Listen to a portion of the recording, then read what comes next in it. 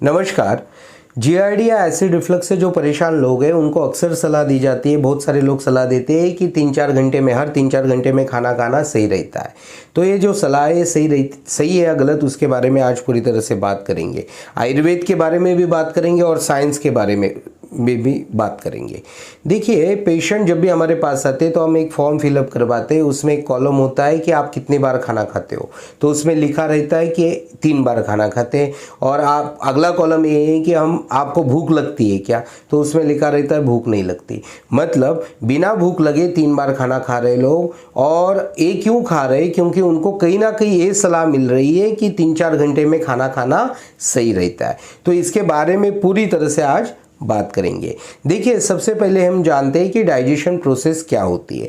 देखिए, आप जब खाना खाते हो तो खाना स्टमक में जाता है। स्टमक में जो एसिड रहता है वो खाने के साथ मिक्स होता है, ग्राइंड होता है।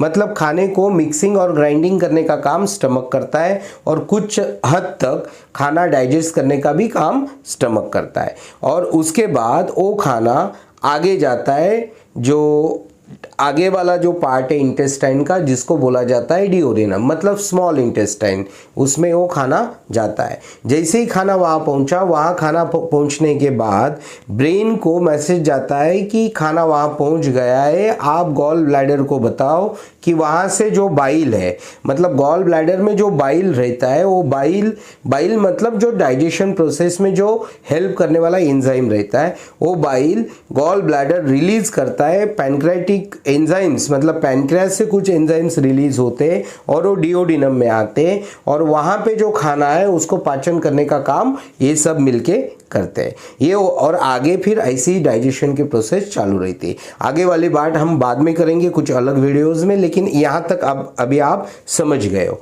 अभी देखो, आप जब बार बार खाना खाते हो, हर 3-4 घंटे में खाना खाते हो, तो होता क्या है कि जैसे ही आपने सपोज अभी खाना खाया, वो खाना स्टमक में मिक्सिंग ग्राइंडिंग सब हो रहा है, एसिड मिक्स हो रहा है। और जैसे ही खाना डिओडिनम में जाता है, इसको लगते लगभग 2 से 4 घंटा, ज़्यादा से ज़्यादा 2 से 4 घंटे में ये जो स्टमक में जो खाना है वो डिओडिनम में चला जाता है। लेकिन कुछ लोग हैं जिनको खाना दिन भर यहाँ पड़ा पड़ा रहता है, ऐसे लगता है। उसको अलग से, मतलब वो अलग प्रॉब्लम रहता है। वो क्या होता है उसके बारे में हमने डिटेल में वीडियो बनाया है, वो आप देख लेना, तो वो भी आप समझ जाओगे। लेकिन ज़्यादातर लोगों में 2 से 4 घंटे के बीच में स्टमक एम्प्टी हो जाता है, वहाँ का खाना डिओडिनम में चला जाता है। जैसे ही वहाँ का खाना डिओडिनम में चला गया तो बाइल अपना काम शुरू कर देता है।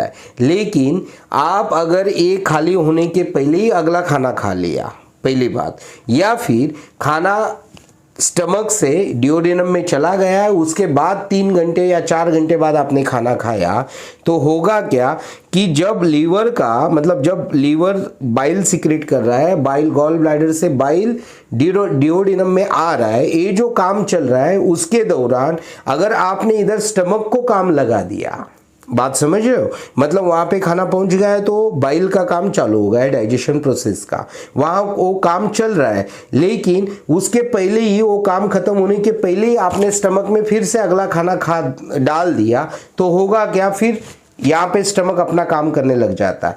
तो स्टमक जैसे ही काम करने लग जाएगा, स्टमक अपना काम करके वहाँ का खाना आगे भेजेगा। तो जो आगे की डाइजेशन प्रोसेस है ये कंप्लीटली हैम्पर हो जाती है, जिसके कारण खाना ठीक से पचता नहीं है। और ये जो बार बार खाने के वजह से ऐसे कई सारे बॉडी में टॉक्सिन जमा होते हैं इनडाइजेशन के वजह से। और आप आगे जाके ये जो बीमारी है, जैसे एसिड रिफ्लक्स है, जीआरडी है, इवन गॉल ब्लैडर स्टोन है, ऐसे कई सारी बीमारियां ये बार बार खाना खाने की वजह से होती है। और बार बार क्यों खा रहे हैं आप? क्योंकि आपको कोई तो सलाह दे रहा है। ठीक है, अभी आयुर्वेद के बारे में जानते हैं। आयुर्वेद में बोला गया है कि अध्यशन जो है, अध्यशन ये अग्निमान्य करने का एक कारण बताया गया है। अग्निमान्य मतलब डाइजेशन प्रोसेस को वीक बनाना, जो पाचन शक्ति उसको कमजोर बनाने के लिए अध्यशन एक कारण बताया गया है। अध्यशन का मतलब ये होता है कि पहले वाला खाना पचे बिना जब आप आगे का खाना खा लेते हो, अगला खाना खा लेते हो, तो उसको बोला जाता है अध्यशन। ये वही बात है जो साइंस भी वही बता रहा है, जो 5000 साल पहले आयुर्वेद ने बताया गया है। ठीक है, तो आयुर्वेद भी बोल रहा है कि भाई खाना, पहले का खाना हजम होए बिना आप अगला खाना मत खाइए। ओके, और साइंस भी वही बता रहा है। तो हमें पता नहीं चलता ये जो सलाह देने वाले लोग हैं ये किस बेस पे दे रहे हैं। सलाह देने वाले एक तो साइंस के बेस पे दे या आयुर्वेद के बेस पे दे। आयुर्वेद के बेस पे भी नहीं दे रहे, साइंस के भी बेस पे दे नहीं रहे। वो क्यों दे रहे पता है कि जब आपको एसिड रिफ्लक्स की तकलीफ होती है तो वहाँ एसिडिटी लगती है, आपको जलन लगती है, उसमें आप खाना डाल दोगे तो आपको तात्कालिक थोड़ा ठीक लगता है।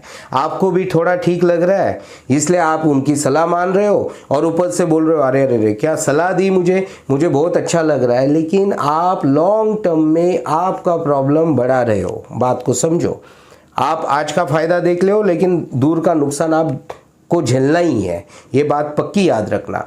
तो आपको आयुर्वेद या फिर साइंस के हिसाब से भी बार बार 3-4 घंटे में खाना खाना सही नहीं है।